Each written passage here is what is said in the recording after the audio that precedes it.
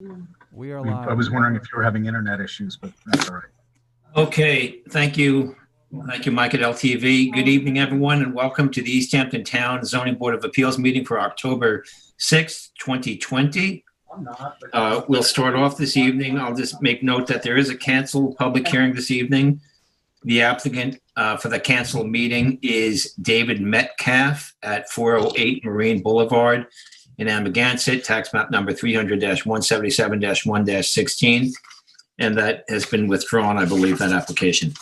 So we will move on to our 6:30 scheduled public hearing. The applicants are Audrey and Daniel Talmadge, and the lot size and location is 11,709 square feet at 61 3 Mile Harbor Road in East Hampton. Excuse me, tax map number 300-161-1-16. The project description is to construct a 22.2 square foot addition within side yard lot line setbacks and outside the town's pyramid regulations. The relief sought is one variance of 2.75 feet is required from section 255-11-10 of the town code to construct the addition 6.7 feet from the side yard lot line where a 9.45 foot setback is required. One variance from section 255-11-72D of the town code to allow the addition to extend approximately 4 feet beyond the town's pyramid height restrictions along the southern lot line and any other relief necessary. This is an A residence zone, and the flood zone here is X, and the secret class is type 2. And council, do we have a proper affidavit of service and posting? I have affidavits that the mailings went out on the 24th of September, and it was posted on the 25th day of September, so the paperwork appears to be in order. Thank you, Nancy Lynn. Okay. This is in board member Tim Brenneman's East Hampton district. Tim, if you would, with your field report, please. Thank you, John. And just setting up the screen share now. Let me know when you see it. That's good. I see it. Looks good. Okay, very good. So the property is at 61 3 Mile Harbor Road. It is just north of the North Main Street split between 3 Mile Harbor and Springs Fireplace. And I visited the property today, and it was noticed properly. You can see the home behind, and as the board knows, the parcel is also developed before modern zoning, so it is pre-existing non-conforming in its configuration. And you can see from this photo that one of the areas, the area that it is out of conformance is on the south side of the property where we're looking right down the side of the house there. So I scanned to the north. I think we're all familiar with 3 Mile Harbor Road. So I scanned to the north and then again to the south just to get a sense for the neighborhood. And then began walking down the driveway, and the proposed project is at the far end of the structure pictured here. You can see what I believe to be is a hedgerow of rows of Sharon along the side, and then the fence to the rear.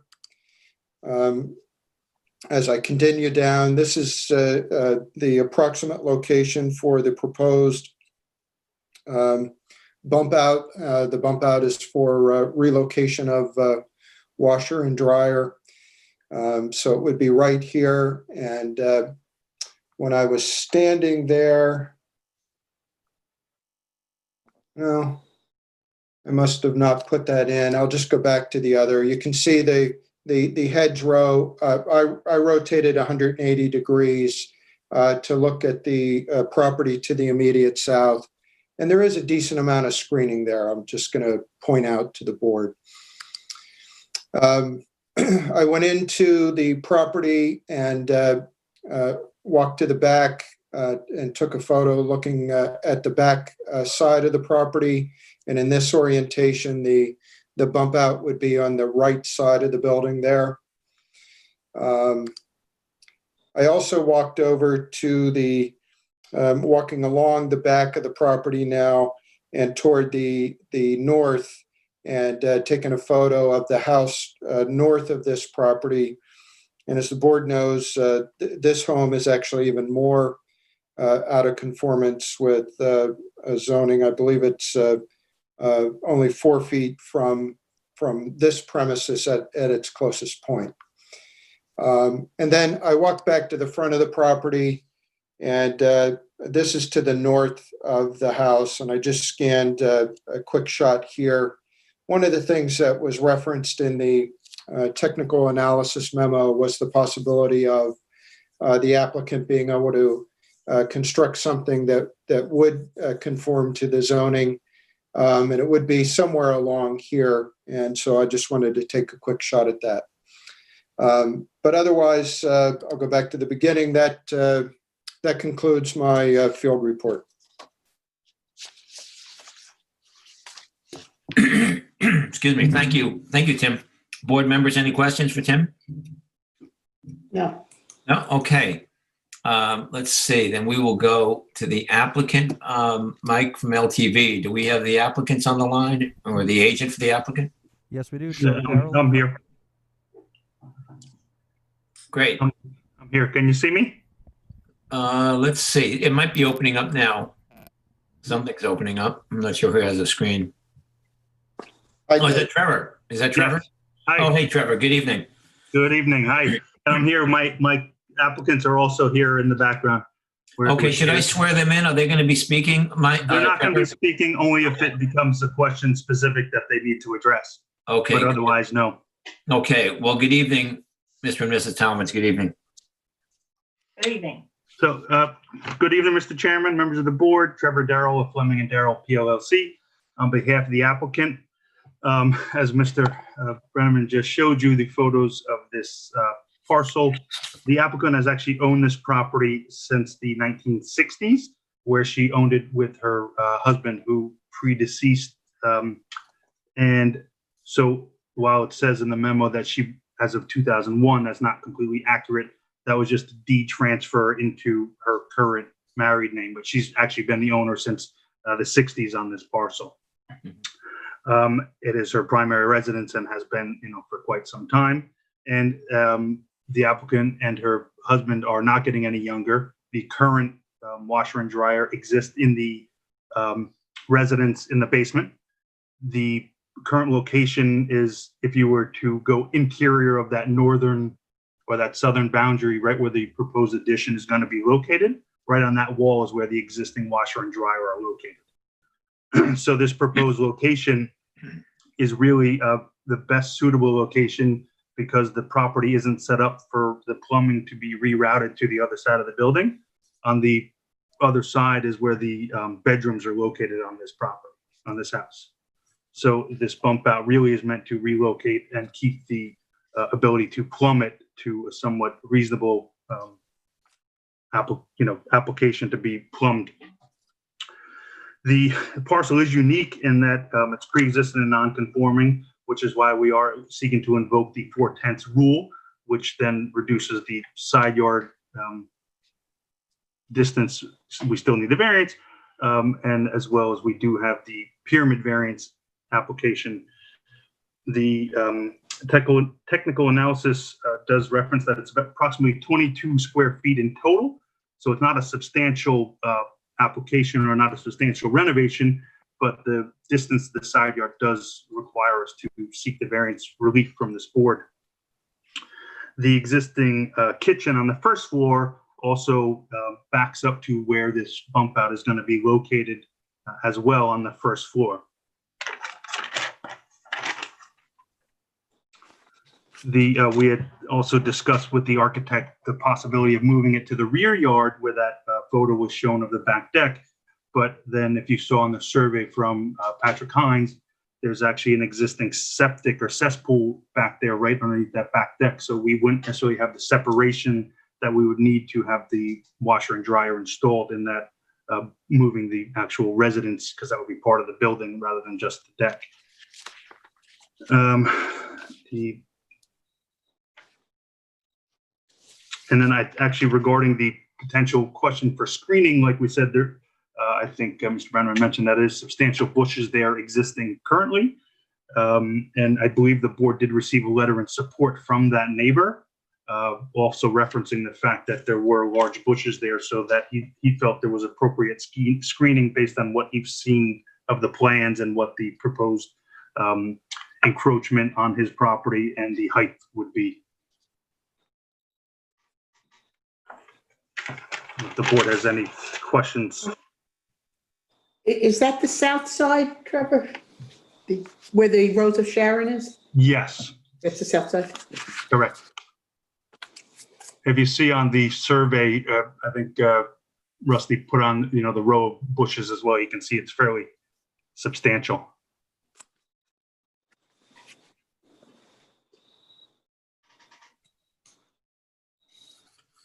Okay, I don't have any questions myself. Board members, any other questions for Trevor?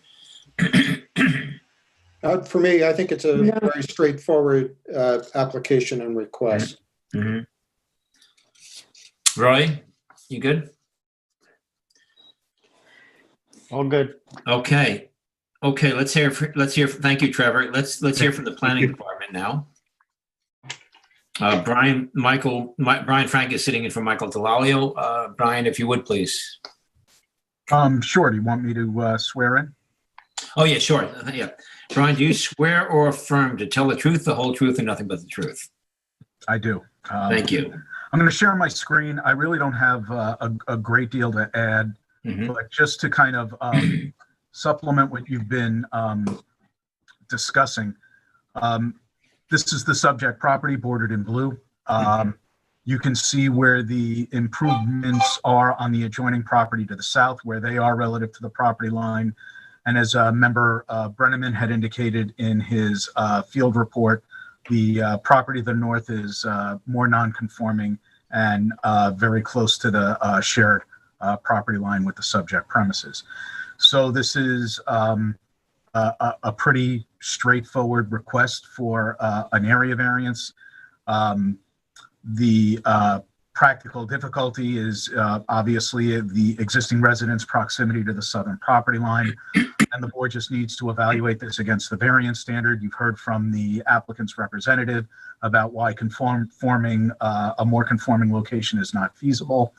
I could bring up the survey if you think it's necessary, but the addition is proposed here, and the length of it is about 13 feet. So it's not an addition that runs the length of the building.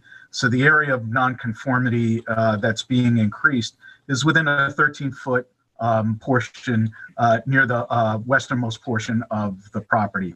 As you've noticed in the notice, it requires a side yard variance and somewhat of I don't want to call it a minor, a permit variance. I don't know if you have any questions. I can bring up the survey. I can bring up the elevation plans. If you think you need to take a look at that and discuss that as part of the hearing. Brian, maybe just a quick question with this shot. I believe that is a flag lot to the south there, or that is a road and access. Is that correct, where your cursor is now? I would have to look at this more. It looks like a flag strip, but it's not used as an existing access to the back of the property. I'm not familiar enough with the property behind it to comment what the use of this is, except that it doesn't seem to be providing access to the property to the to the west, where it obviously flags along the southern property boundary. Then kind of dog legs twice before it opens up to this property. But my point is, again, there's legally a parcel, and Trevor, I'm sure knows this, but there's a parcel land between that and the house to the south, correct? A separate parcel, being that flag lot, perhaps. Yes. Yeah, great. Do you want to put the elevation on the screen just for a minute, just so our fans can see what it looks like? It's very exciting. So this is a view of the west side of the residence. You can see where the addition is proposed and where it breaks the sky plane, or what we call the pyramid relief. Mhm. Okay, thank you, Brian. Any other questions, board members, for Brian? No, but I would note that one of the letters of support came from Mary Cullum, indicating that her property was to the south side. Yeah. And also made reference to a right-of-way. So I wonder if that is connected, John, to your last question with respect to that flag lot. Sure. Thanks, Tim. And we can let Trevor, I imagine, knows the answer to that. Okay, we will, why don't we, Mike, do we have, from LTV, do we have any public who wishes to comment on this? No, there are no callers on the line. All right, thank you. Trevor, can you jump back in for a minute? Is that correct? Can you explain that situation to us? Yes, that is a access, that is a separate property, yes. That is access to that flag strip behind. It's never been used or developed in that aspect, and then the neighbor takes access sort of across it slightly on the driveway further to the south. Sure, I see that. Yep, yep. Okay. But I think at one point it was all the same family members. Yes. Okay. Thank you, Trevor. All right, Trevor. I think we're about, any final comment, Trevor? I think we're pretty clear on this one. Does anybody have any questions? Yeah. We all good? I'm good. We're good. Good. Okay. Tim, would you like to close us out then, Tim, if you please? Yes, of course. So in the matter of Audrey and Daniel Talmage at 61 3 Mile Harbor Road, East Hampton, Suffolk County Tax Map 300-161-1-16. I make a motion to close the public hearing and to keep the public record open until 14 days after the transcripts post to the town website. Second. Well, I'll give you the second. I'll concur. That leg. Terry gets the second. Okay, I concur as well. Thanks, Tim. Thanks, Trevor and the town. Thank you. And Brian, thanks for pinch hitting there. Thank you. Okay, have a good evening, you all. Good night. Good night. Okay, board members. Gary, you've got 3 minutes. Yeah, we do, right? We have 3 to get to our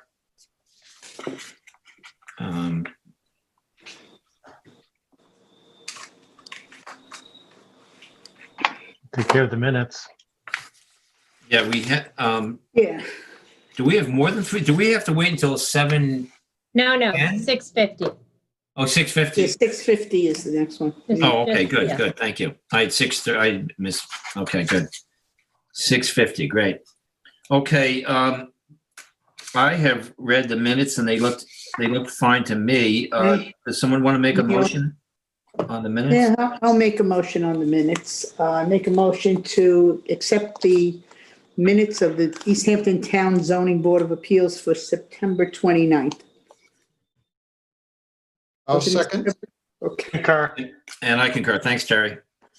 Okay, council, I think we should let's jump. How much time do we have? Just 2 minutes? Oh, let's 2 wait. minutes. Yeah, let's just everyone take a breather for 2 minutes and we'll get ready for our 6:50 meeting. Chair, I think you LTV. could probably make a public Okay. announcement that we have a new member to our board. Oh, that's a good time. Yeah, thank you. Thank you, Nancy Lynn. Yes, I'm pleased to announce that the town board has appointed Montauk resident Edward Johan to join our board, and we are all very pleased with this appointment. Ed will be working with Terry out in Montauk, as Terry has quite a load out there with all the applications.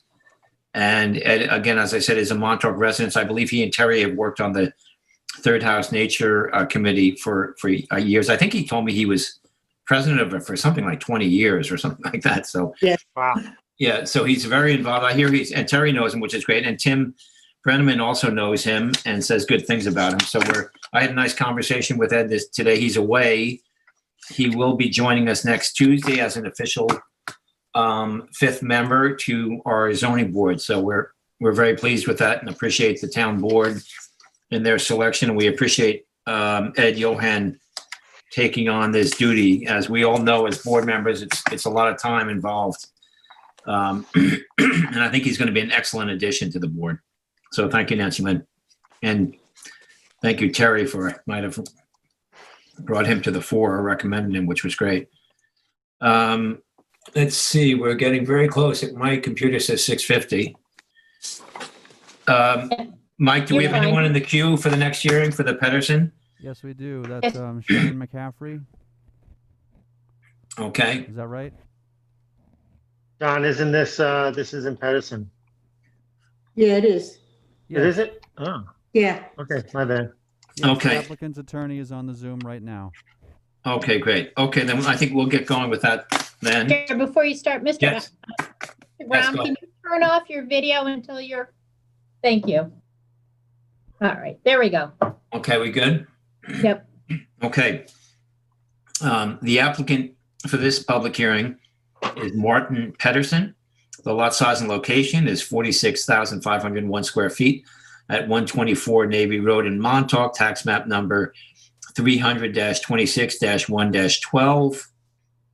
And the project description is to reconstruct approximately 15 linear feet of eastern bulkhead return, allow approximately 622 square feet of slate patios and walkways to remain, and allow a total of 850 square feet of decks and decks and landings constructed without permits to remain on a parcel of land containing coastal bluffs, beaches, and tidal wetlands.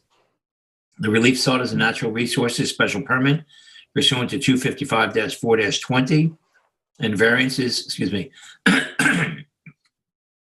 from section 255-4-30 minimum wetland setbacks, 255-4-40 coastal setbacks, and 255-11-10 table of dimensional regs of the town code, and any other relief necessary. A 46.6-foot variance is required to allow the closest of the slate to remain 53.4 feet from the bluff crest where a 100-foot setback is required, and an 8.3-foot variance is required to allow the slate to remain 11.7 feet from the western side yard lot line where a 20-foot setback is required.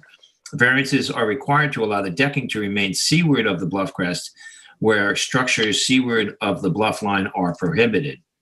This is in an A residence zone.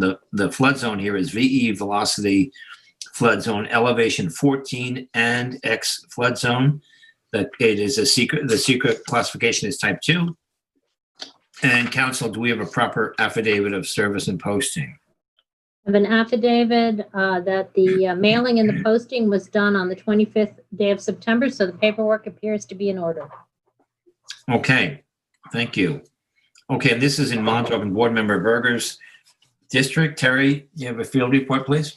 Yes, I do. Brian has the photos.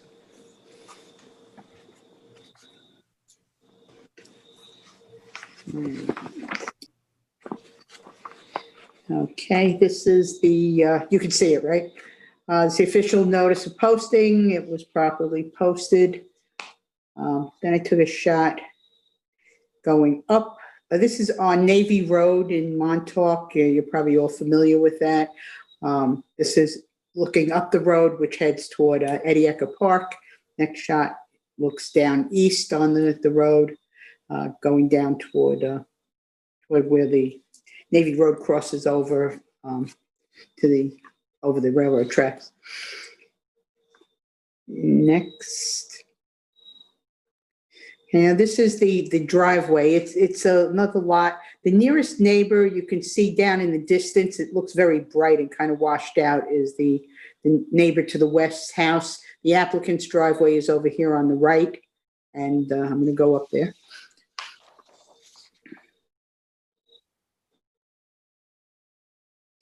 Okay, this is the garage accessory structure, and this corner of the slate, actually, Brian, if you go to the next one, I think it's a better shot. This is the corner that requires the variance for the slate down on the survey. It's 11.7 from the lot line. Next. And this is the side of the house. This is the eastern side of the house now going toward the bluff. And this is the other area by the steps that requires the variance from the bluff, the 53.4 foot variance. Next.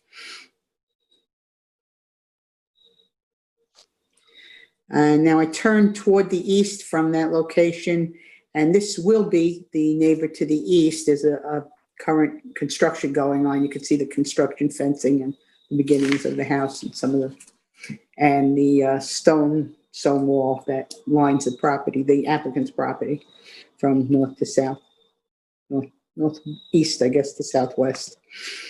Next. Now this is a shot. I'm standing at the back of the house, and this is one of the locations where you have the platform and the deck, and then it goes down toward some other landings that lead down to the beach. It's one of the ones that's seaward or partially seaward of the bluff. Next. And now I'm standing on that top decking, and this is a shot down to where you see the other landings on the survey that are called landing 2 and landing 3 in the distance, where that post is, right down kind of the center of it.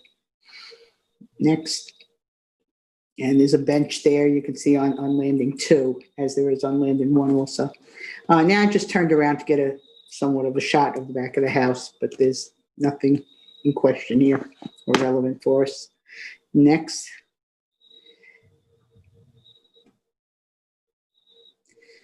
Now I went to just to get a better shot where you could kind of see the bottom also, to the southeast corner of the property. So again, you can see that first decking area, and then you can see part of the bulkhead down below. There's a white, I don't know if it's a kayak or something that was down there. Next. So now I went down to Navy Beach and started walking up toward the house. This shot really, you can skip this, go to the next shot. Really nothing in for the project. And now you can see the bulkhead down there.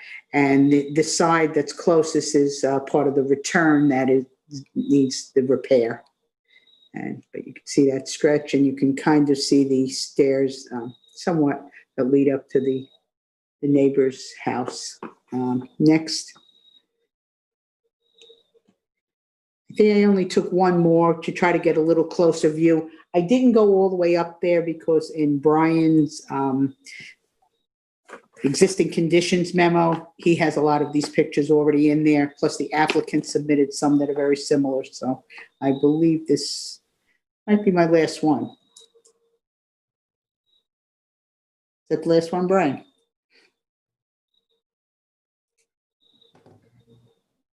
Okay. Thanks, Terry. I think Yeah, thanks, Terry. Any questions, board members?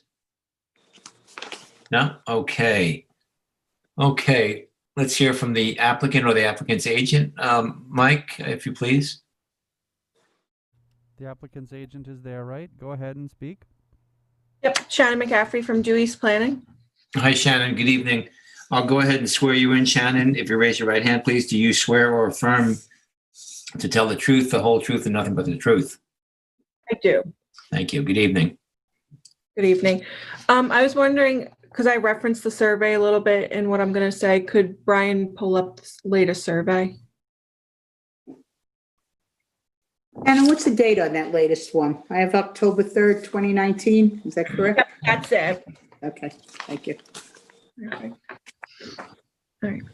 Good evening, Chairman Whalen and board members. I'm Shannon McCaffrey of Dewey's Planning, and I represent Martin Peterson, of the owner of 124 Navy Road. We're here this evening requesting a natural resources special permit to repair the eastern bulkhead return. We're also requesting a variance to legalize the slate patio and walkway inward of the bluff, as well as decking to remain seaward of the bluff line. Our original application was made to repair the damaged bulkhead return, a return that had been damaged likely due to scouring. The planning department recommended to have a more oblique angle for the return to help lessen the effect of scouring on the site, and we have agreed to the suggestion. By doing this, we're also removing a portion of the decking. We're currently working with Rambo Inc. to coordinate the work to the bulkhead, and will submit the construction protocol to the board for approval. The issue of the slate and decking was discovered when the planning department was reviewing our application for the repair. The applicant has agreed to remove the part of the first landing, which is labeled part of landing 1 on the survey, to be no larger than 4 feet in any direction. He would like the board to consider approval for parts of landing 2 and 3. Landing 3 is a matter of inches of decking that would need to be removed, and the technical analysis also stated that this 4 square foot section is not a bad candidate for the required variance. The additional square footage for landing 2 is for a bench. The applicant is elderly, and this allows for a place to stop when he comes back up from the shoreline. The last area of decking in question is the decking at the western side of the bulkhead. We have spoken to our client numerous times about this section. Has consistently told us that all the decking was constructed at the same time. We're not sure why this would not have been depicted on the 1989 CO. Mr. Peterson is willing to sign an affidavit that this area was constructed at the same time as the other bulkhead and decking and prior to the 89 CO. Once executed, we will submit it to the file. We request that the slate landward of the residence be allowed to remain. The slate was built to allow for there to be a designated path from the garage to the residence. There's no perceived harm to the environment or the community by having this area. We have no issues with the recommended project conditions, except for the condition that the structures not approved this evening must be removed prior to the building permit for the bulkhead return. We would instead like this to be a condition of the CO. It has taken us a long time to get to this point, and the applicant wants to have the bulkhead repaired as soon as possible. All actions, the demo of the landings and the construction, will require a building permit. Okay. Shannon, could you review which part of landing 1 that you're Yeah. looking to remove? Yeah, the shading didn't really come up great on here. There was a survey submitted that showed the gray. So basically it would just draw a line from the stairs, from both sides of the stairs until they're perpendicular. And so it's about 60 square feet that would be removed of landing 1. I have a question. Would the bench also be removed there? Of landing 1, yeah, that's part of that. And so it would just be a landing 4 feet by 4 feet, or it's a little bit of a weird dimensions because it's an angle, but there would be no bench on landing 1. And what Roy, about do you have a the question? bench on Oh, landing 2? Yeah, we're requesting that the board consider the landing, the additional square footage is just for the bench. So we would just like you to consider it. It is a steep walk back up. Yeah, we've denied these in the past. Yep. And so we just wanted you to consider it, but we understand if it's denied. Now, got a question. A little bit curious. I know it's taken a long time to get here, but there seems to be some unaddressed issues like the protocol and the owner letter. Why are they not submitted at this point? And how long do you want this hearing to continue? We're just trying to get all the paperwork, just with everything going on with COVID. It's just been a little bit hard getting the construction company out there just to fully know what they're going to need to be what access points they're going to need to use. And so hopefully I'll have that together shortly. Now, the landing at the bottom west, you're also, there was some question as to how long that's been in existence. Yeah, I've spoken to my client many times about this, and he said it's been there the whole time that all the decking has been established.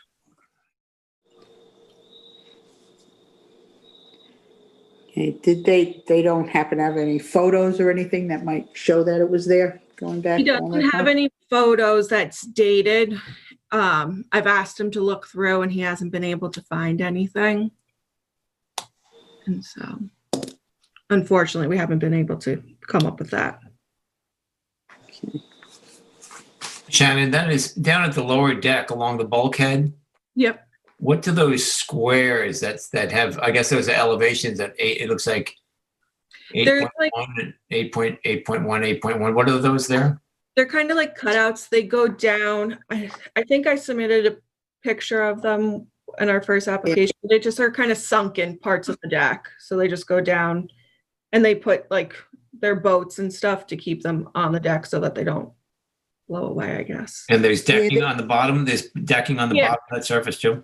Yes. Yeah, John, I had a picture of that didn't make it to Brian. But yes, they're like recessed boxes almost, but as part of the decking. Yeah, there is a bottom to it. Yeah. Right. So that'd be 1.6 feet deep, I guess, from 9.7 to 8.1.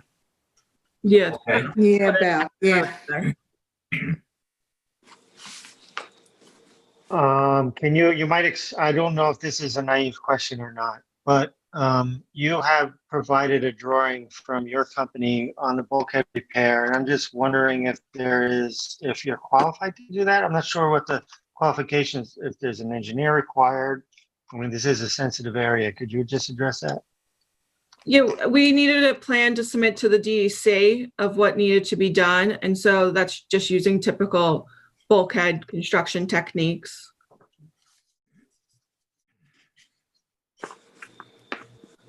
And who designed it? Our office did. Okay.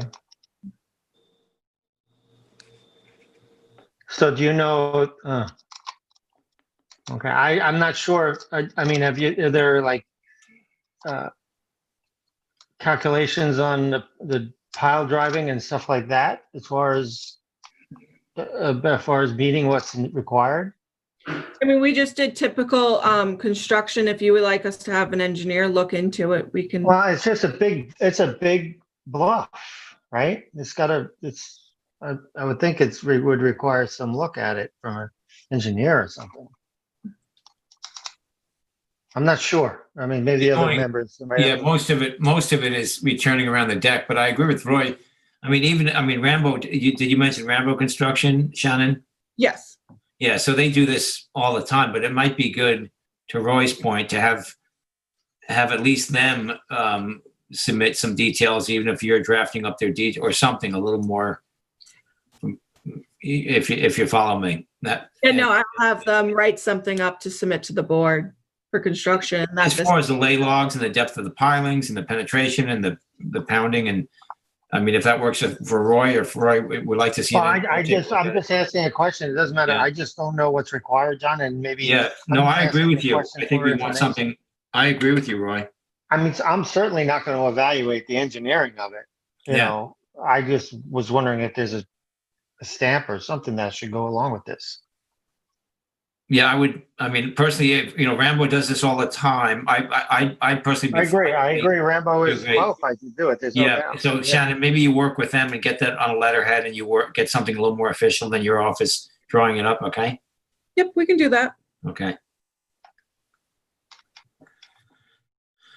Let's see.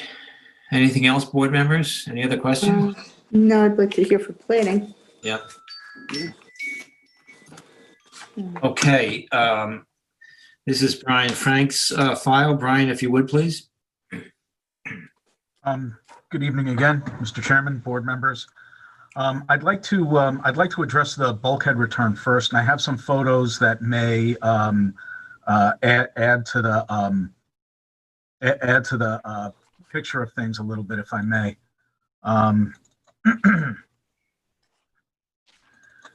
So this is the return that needs to be replaced, and this is what's being replaced. It's the eastern return. This is obviously facing up the bluff face. So Member Delane, Vice Chair Delane makes a good point about the engineering, but you can see that this return is not under that much load.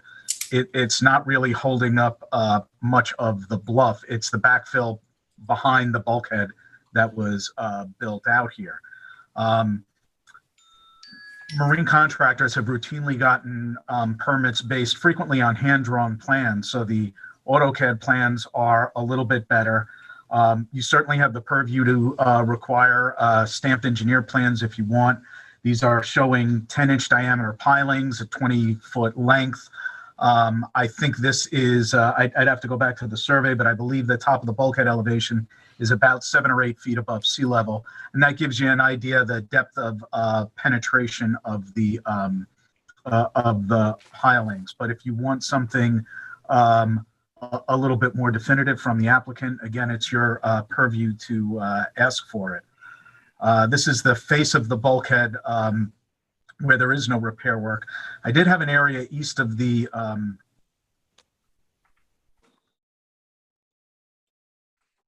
so this is the here's the return that needs to be repaired. This is the bluff face in that area, and it's not that surprising. A lot of the vegetation here is a mix of invasive and native vegetation. It is escarped. There is some slumping of the bluff crest.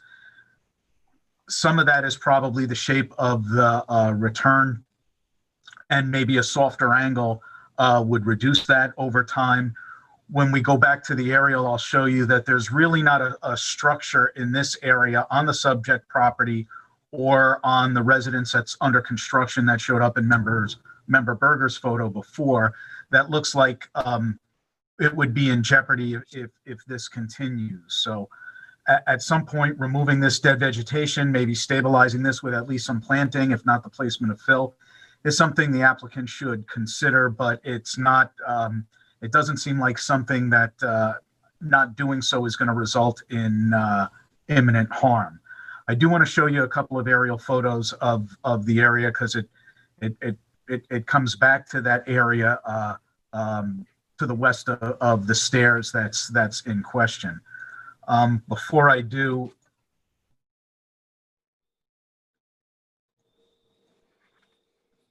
this is the 1989 certificate of occupancy, and this is the most recent certificate of occupancy for the property. This is the survey that runs with it, and as you can see, these are the stairs that went down. The boardwalk, as they call it, to the east of the stairs, was obviously present in 1989, and it doesn't show any decking in the area between to the west of the stairs where the neighbor's encroaching stairs are. If you take a look at the aerial photos that we have, this is in 2018. The decking that we know is there in 2018 doesn't show up very well. You can see a boat that's stored to the west of the stairs on it. These are the other land. This is the largest of the landings, obviously, that's subject in the application. Some of the other structures on the survey. This is the slate patio where it definitely needs a variance. This walkway is less than 4 feet wide, and I believe it's exempt from side yard setbacks. This is 11 feet from the property line, but being less than 4 feet wide, I don't think it needs a side yard variance. The building department has allowed them without a building permit or subjecting them to setbacks. This slate patio, while we're on the subject of it, even though it's non-conforming to bluff crest setbacks, it's on the landward side of the house. It really should be looked at, I think, most logically using the standards for side yard setbacks. Going to older photos were difficult. I've discussed this application with Shannon and Susan Brierly of East End, Due East, land planning over time, and they were firm that according to their client, it had been there in the 80s and for some reason is not on the certificate of occupancy. As the board knows from older hearings, there was a time before we used GIS on a regular basis that the town had aerials flown roughly every 5 years, and they were printed up on large 48-inch square aerial sheets. We stopped using them a long time ago. They have been digitized, and I did reproduce a couple. The resolution is very poor. I'm sorry, I can't make.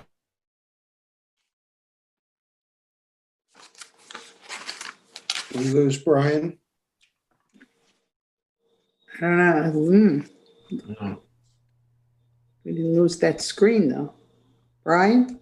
Yeah, looks like. Now he's still on the Zoom, but he's frozen. His signal might be gone. Well, maybe they took another hit.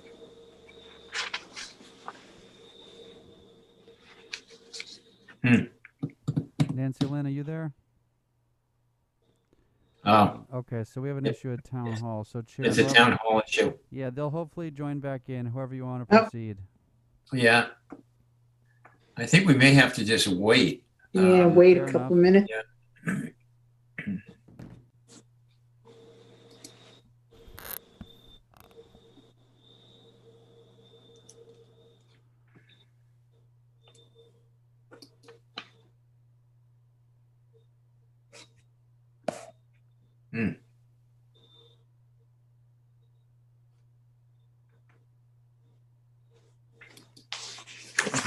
Do you see them dialing in, Mike? Not at the moment. As soon as they Yeah. do, I will let you know.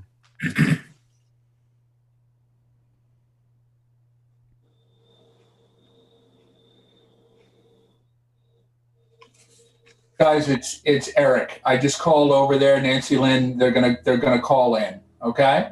Okay. Thanks, Okay. Eric. Thanks, No Eric. problem, guys.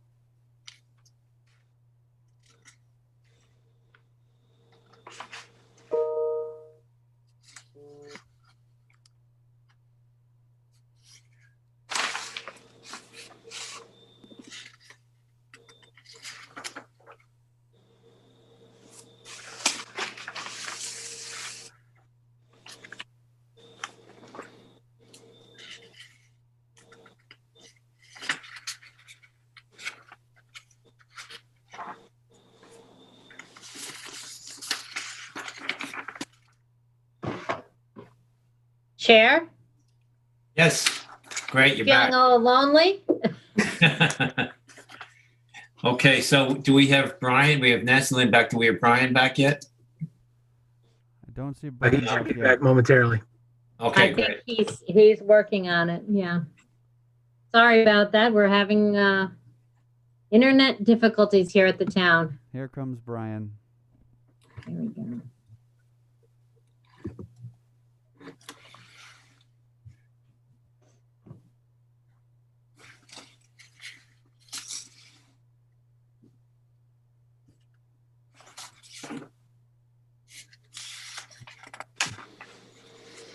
Welcome back, Brian. We can see you. Thank you. We thought you fell off the crest of the bluff, Brian. That's how it felt on this end. I can't zoom in on this image that I brought up from 1988. And I apologize for that.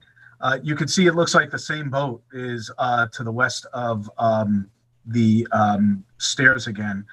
I'm sorry, this is Yeah, not we're very- not seeing it yet. Yeah, we're not seeing that, Brian. I don't know if you're sharing your screen or, Oh, I'm sorry. I had to reshare it. yeah. So we're not seeing that yet. There we are. There it goes.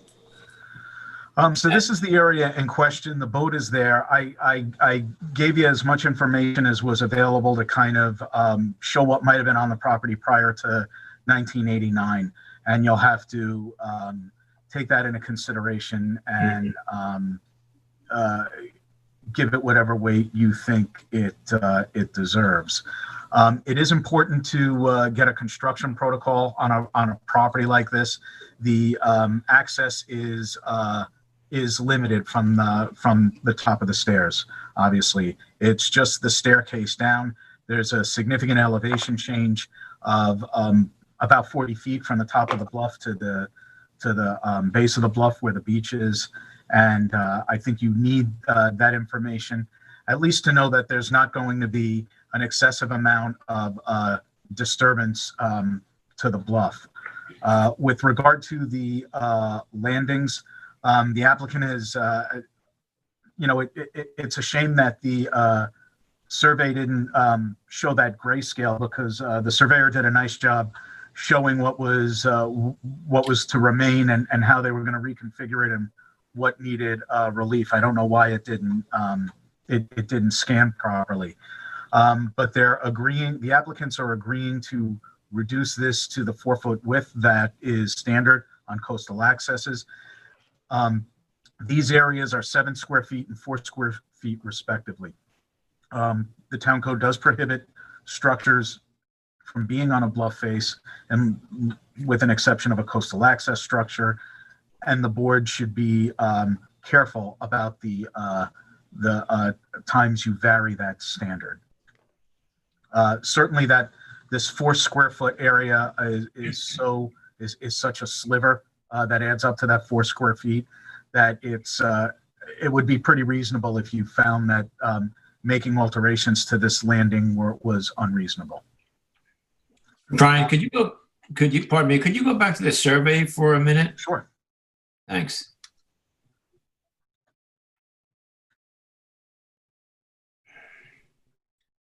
Great. Okay. So the deck in question, that, the 154 square feet, that's basically tucked right behind that line of the bulkhead there. I see. That's what it's this area here to the west of the staircase. Also, I wanted to ask, I would have that your photo was very telling of that bluff.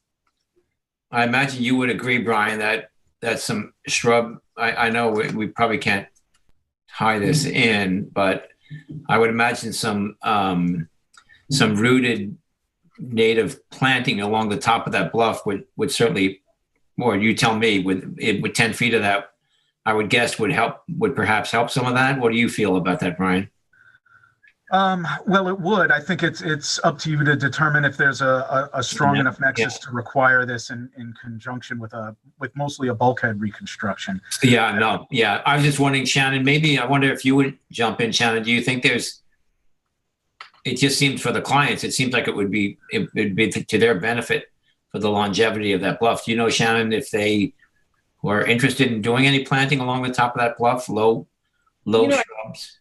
We had not discussed that with him. I would definitely, before I say yes or no, have a conversation with him. I could submit in writing his feelings on that. Yeah, maybe if you could. Well, the written record is going to be open, as you know, Shannon, for 2 weeks until after the transcript is posted on the website. So, yeah, I'd be curious. They may be interested in that. Let's see. That's no more questions from me. We'll go back to Brian. Board members, any other questions for Brian? Board members? Roy, you're on mute. Yeah, Brian, would it be possible to get the survey that's with the latest C of O that you pulled up, sent to us, or put into the public file? It is. It's in there. I didn't see it. That's the one from 1989, right? Correct. Yeah. Yeah, it was attached to Brian's photos, Roy. Okay. All right. I got it. Thank you. Yeah.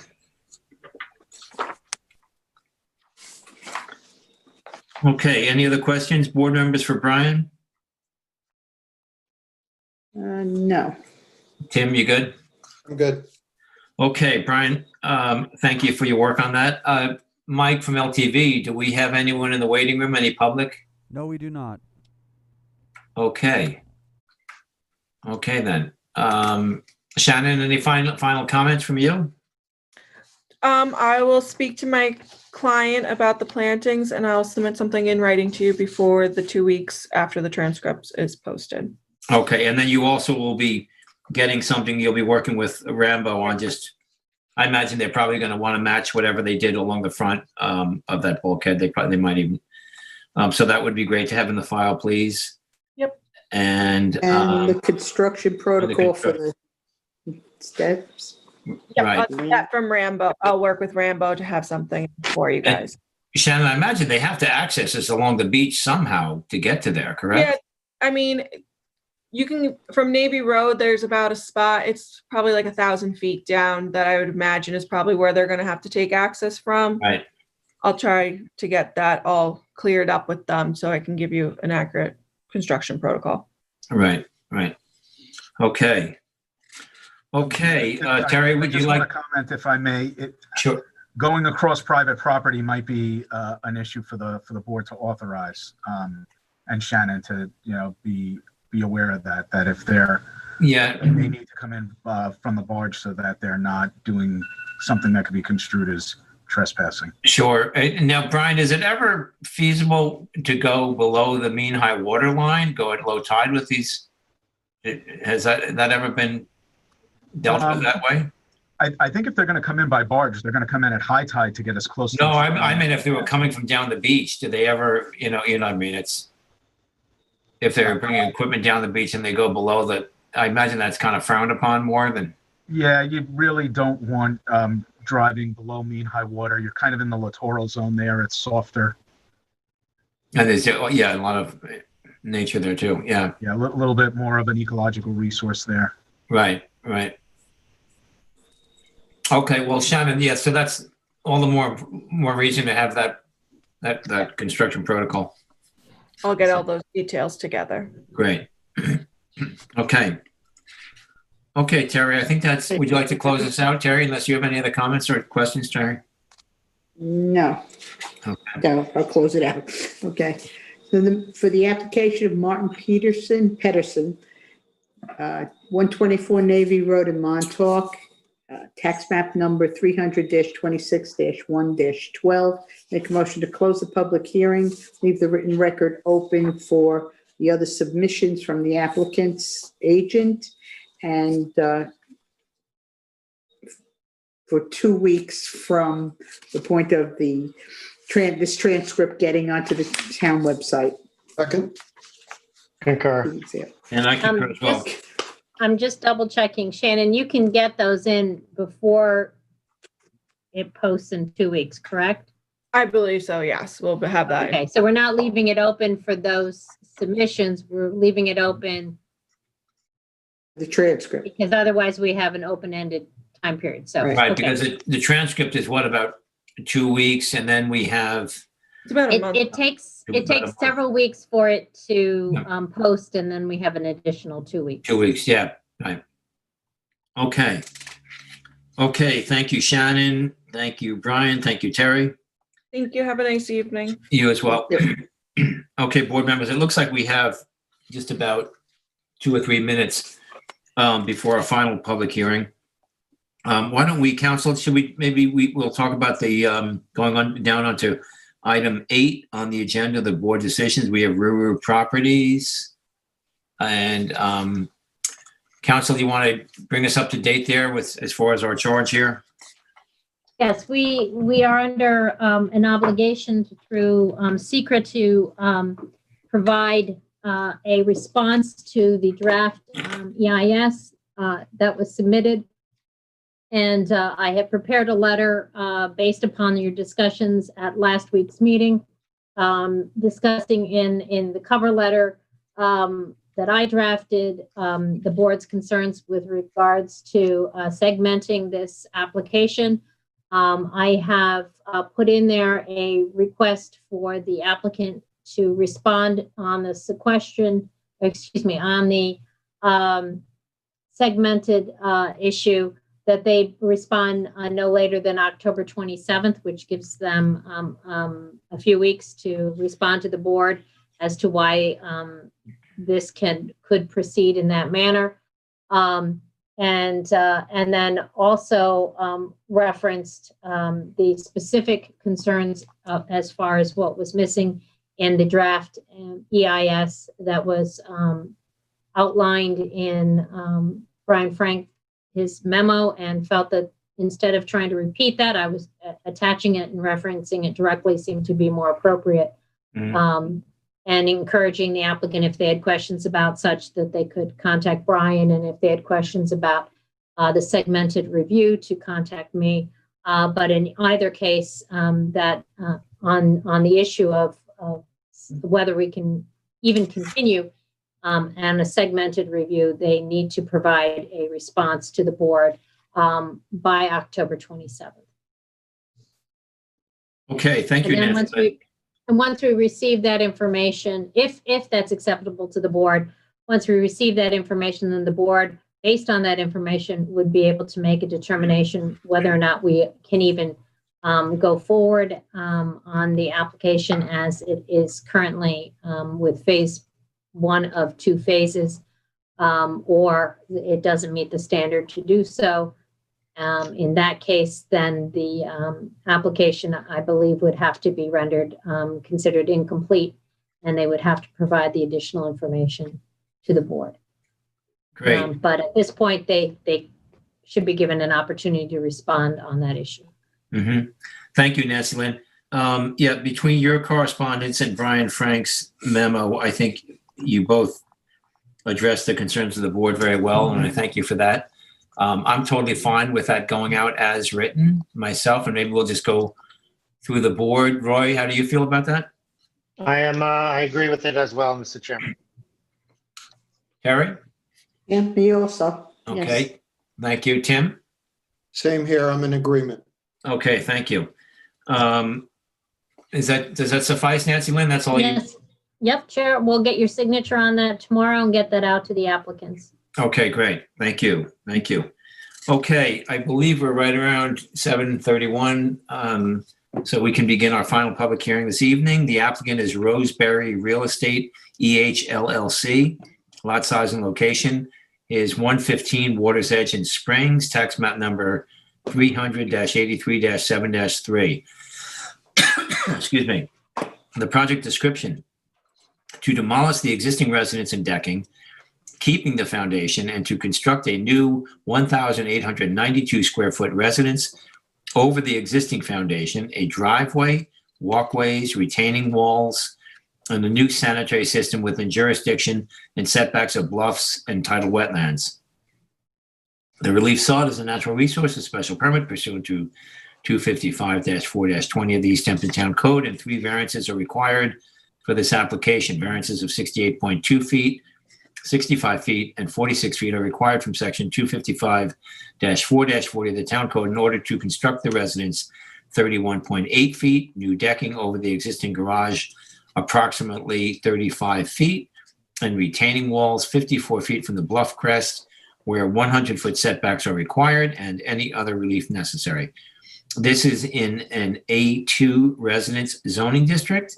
The flood zones here are X flood zone and VE12 flood zone. And the secret class here is type 2. And council, do we have a proper affidavit of service and posting? I have a affidavit that mailings went out on the 22nd of September and the posting went up on the 23rd of September. So paperwork appears to be in order. Okay, thank you. And this is in Vice Chair Delene's Springs District. Roy, if you would, with your field report, please. Yes, Mr. Chairman, if I could ask Tyler to stop sharing, there you go. Thanks, Tyler.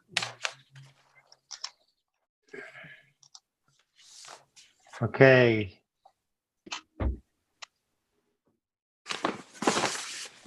Okay, you guys all see that? Yep. Mhm. All right, so I visited the site and you can see that it was properly posted. Looking down, the driveway entering into the residence is to the right hand, and I'm going to swing over to the north to take a look at that house that is in construction. Members, you remember this case, some of you members remember the case with this was a bulkhead repair case on this existing property as well. Then kind of scanning over to the right so that we can look at there's the residence there up in front of us now. And I'm going to start walking up. So this is a picture of the residence on top of the hill. I swing around and this is the staircase that's leading out to the stairs down to down the bluff, which is a shared staircase. So this is the eastern part of the deck. And as you can see, the survey also points it out that this is the line of clearing. And you can say this is pretty heavily vegetated here. And I'll show you some more. Now, looking alongside that deck again, the line of clearing is depicted in the survey. The survey is pretty accurate. I go up on the deck and what a view. It's a beautiful view that looking over to Gardeners Bay to the east. Scanning over to the south, in the foreground, in the background there, you can see right here, you can see this is the part of the deck that's being removed. Scanning over, you can see the south part of the house there. This deck is going to be removed here. And then I turn 180 degrees and looking towards the north along the coastline. Looking at, once again, the vegetation. The next shot's going to show you which is the crest of the bluff right here. There seems to be a chain link fence type material that's on the crest of the bluff. And again, standing back and looking at the back of the house I was standing right about where the crest of the bluff is, looking back. So now on the southern part of the house, you can see the grass lawn. I'm going to start walking to the west. You can see the pool in the background there, and in this part of the lawn here is where the proposed septic is supposed to be. And then standing back from the lawn, from the edge of the pool, looking back at the house, which is going to be removed. Basically, I think this, from what the survey says, this house will remain. This house will be taken down to its foundation. And that's the last photo I have. Okay, thank you, Roy. Board members, any questions for Roy? No? No. Okay. Okay, Mike, do we have the applicant or the agent for the applicant on the line? Yes, you're there. Go ahead. Great, thank you. Mr. Chairman, good evening. And members of the board, Eric Brown from Ackerman Partners for the applicant. Good evening. Good evening, Eric. Good evening. What we have here, folks, is a situation where the client would like a smaller house than what is currently there. As Member Deline pointed out, the views in the location of the house are pretty spectacular. He would like to retain those views by keeping a smaller residence in the same location, utilizing the same the existing foundation that's there, and reducing the habitable footprint of the existing house from the current 3,524 square feet to a proposed resulting 1,892 square feet. We've submitted to all of you a report from Dr. Wisher from Woods Hole Group regarding both the impacts of the proposed resulting conditions and the potential impacts of having to remove the foundation. He also speaks to the stability of the bluff, and I would recommend to the board that report. We have also provided a construction protocol from Wright and Company, who will be the contractors for the project. Just a few housekeeping details. Just so the board is aware that the total permitted, maximum permitted coverage for the property on total coverage is 40% of the lot area. The existing coverage is 23.6% of the lot. The proposed coverage will come down to 20.4%. Within the area of the bluff, the coverage within the bluff setback itself, the existing is 6,368 square feet. The proposed will be 4,810 square feet. I would also point out to the board that the proposed residence, the successor residence, will be 8 feet lower, less tall than what is currently there now. I've got cleaning people here. I'm just going to shut the door. So I would be happy to be responsive to any comments that obviously planning will have a memo and you guys will have questions, and I'm happy to engage after when you're ready to do that. Sure. I have a question, Eric, if you will. Yes, as you know, and as the TAM has said, that we're going to look to seek more conformity than what this is. We would building a house on this close to the bluff would not be permitted at this time of year. We understand that it's pre-existing. The concern that I have is that in reading the Wisher report, as you stated, he is addressing the stability of the bluff, but only addressing the removal, the leaving the foundation. But if you look at the TAM, right, the TAM is bringing up the fact that they don't believe that outweighs the detriment, if you will, of the runoff of the bluff of this house there. And what's a little bit alarming to me here is that there is no address by the applicant here to look at the drainage of this house. There's no dry wells proposed. I'm not sure if I see a sediment control fence, but it seems like this survey is lacking in that regard. And the Wisher report does not address the negative impact that this leaving the house on the toe of the bluff will have relative to the future seepage and drainage from the top of the bluff. So I don't know if you want to address that. I don't see any drainage proposed on this plan. Yeah, I would agree with you, Roy, on that. There certainly would be drainage proposed, but apparently it was not submitted as part of this. If the board is inclined to, we could certainly have Dr. Wisher take a look at that specific issue. There would be no inclination on the property owner's part at all not to install sufficient drainage to handle the runoff created by the changes that are proposed. So we would be certainly happy to submit that. It's obviously something the board would be interested in seeing. So with that, what are the mitigating factors relative to where we are today with this application that to leave the house as this close to the crest of the bluff? Well, it's a much smaller house. I think the inclination would probably be, if necessary, he'll just leave it there and renovate. He'll renovate the interior and just leave the house. Leave the house there.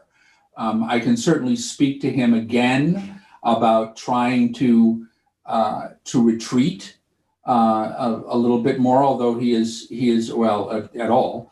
Although he's been, fairly resistant to doing that. The topography on the lot as you go back, as you showed in your photos, tends to, it goes downhill towards Water's Edge Road. Pulling it back is something that he was, particularly resistant to, and has basically said, well, if I can just keep the house there and work with what I have if he has to. So. And I think he would be open to, we'd be open to, doing some revegetation. If there's, work that needs to be done on the bluff, I'm sure, he would be open to doing that as well. Eric, you are aware, I'm sure, that there's a limitation to how much renovation work can be done. I am.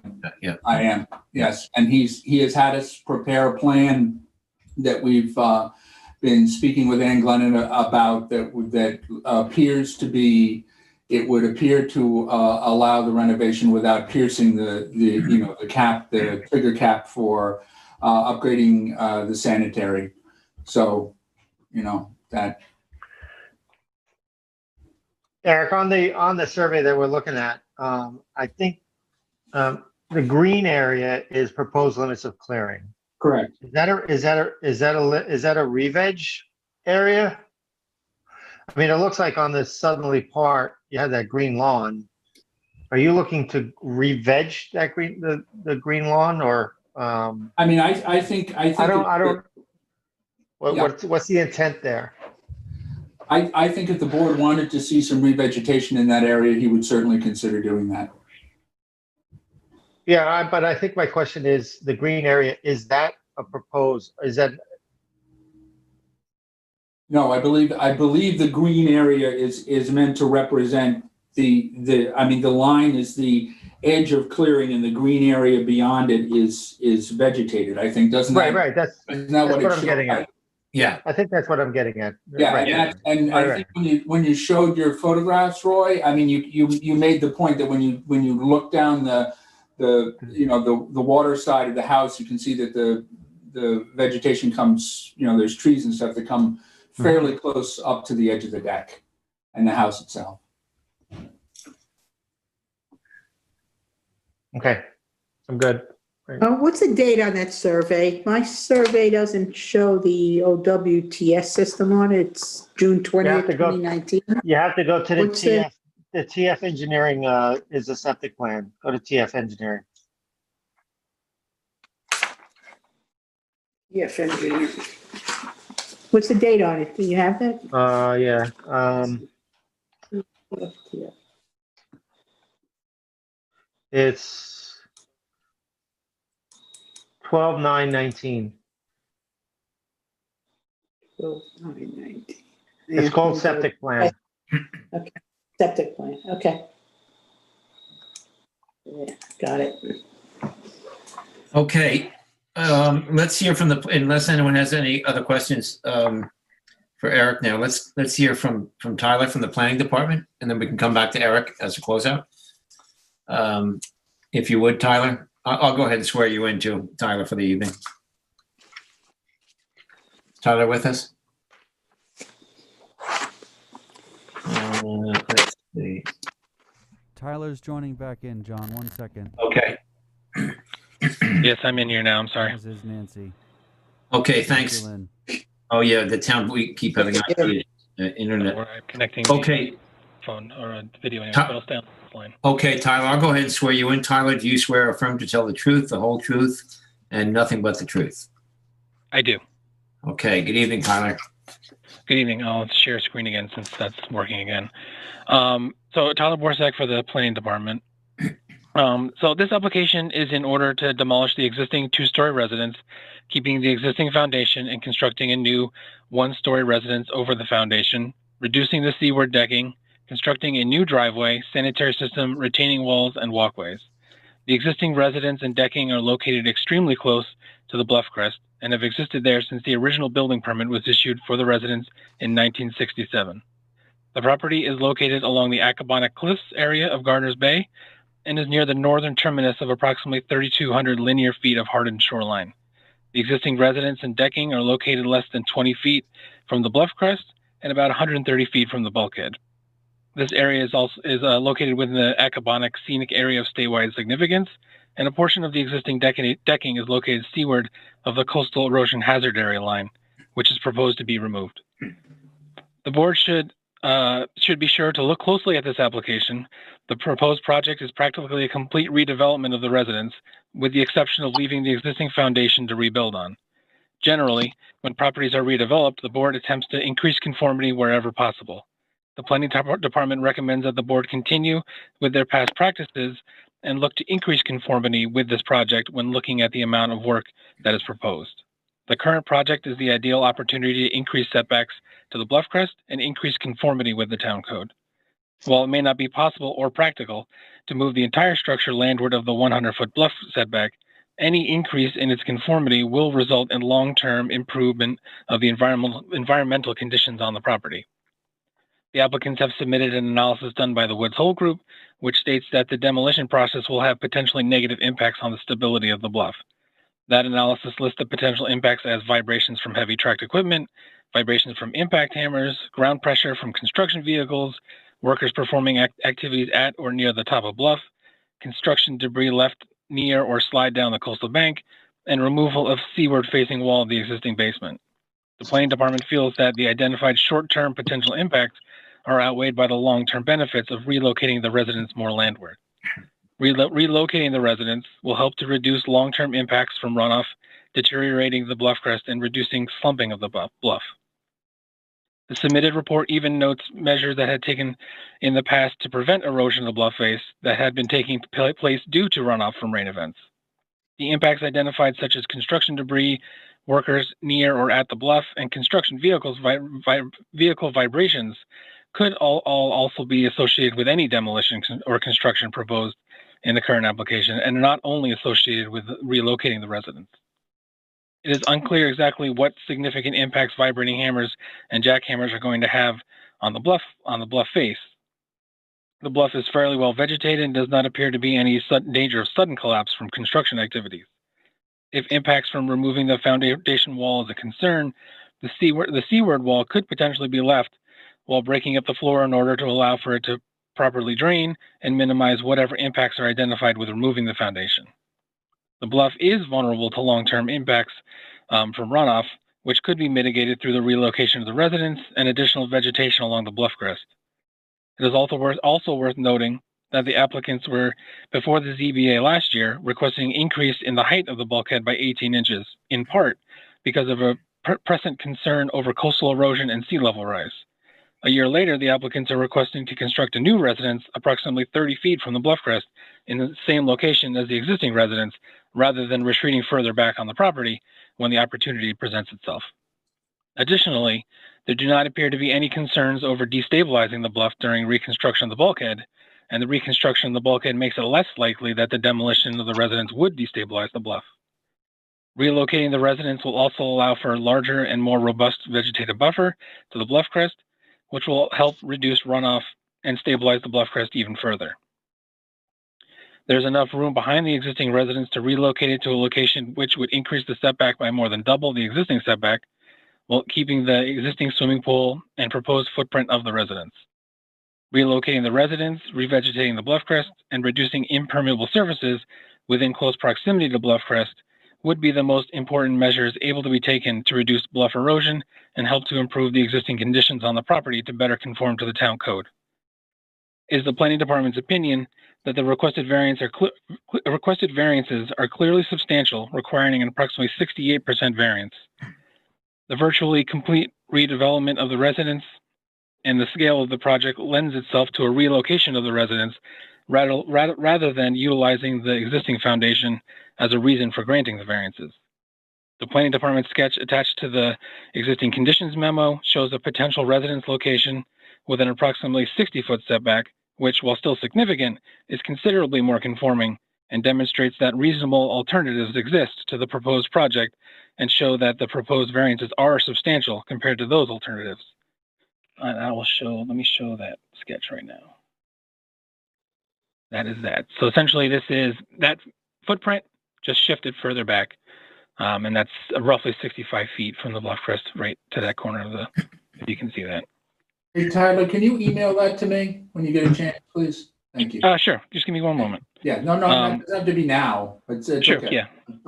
yeah. Overall, the proposed project represents substantial variances, a project that could be achieved through a relocation with lesser variances, a project that will have an adverse impact on the environment, and as new owners is a self-created difficulty.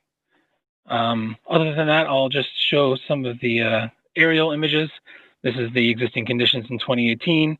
You can see the bluff crest would be roughly along this line here, extremely close to the residence. Neighboring properties are a little bit further back. I should be able to show the neighborhood. Several of the houses are further back, along down here, and even these up here as well. And the pictometry images obviously show a pretty good picture of what's going on with the bluff sliding down and away off of pretty much the edge of the residence. Other than that, I can answer any questions that you might have. So in your sketch, where would the IA system, where's the potential? Well, obviously it'd have to be relocated, but there's significant room on either side of the residence. It could go in anywhere around there. It's a fairly large property. I don't think finding a location for the sanitary would be a difficult task. Thank you, Tyler. Board members, any other questions from Tyler? I have enough questions. No. Tim? No. Okay, thank you. Okay, Mike from LTV, do we have any public in queue? No, nobody on the phone. Okay, Eric, final comment? Yeah, folks, it seems to me like the answer would be to pull it back. So I assume you guys will you're going to close the hearing but keep the record open, Nancy Lynn? Is that, or the written record? Yes, we leave the written record open for 2 weeks after the transcript post. So you have probably about 6 weeks. Okay, so what I'd like to do is go back to my client and discuss with him something along the lines of the proposal that Tyler has sketched in there, and we'll go from there and see. It may be, as I said, that he just leaves the house alone and doesn't do anything, but let's see what we can do. Okay. Sounds good to me. Board members, any comments for Eric or closing thoughts? I would endorse that plan. Yeah, I agree. All right.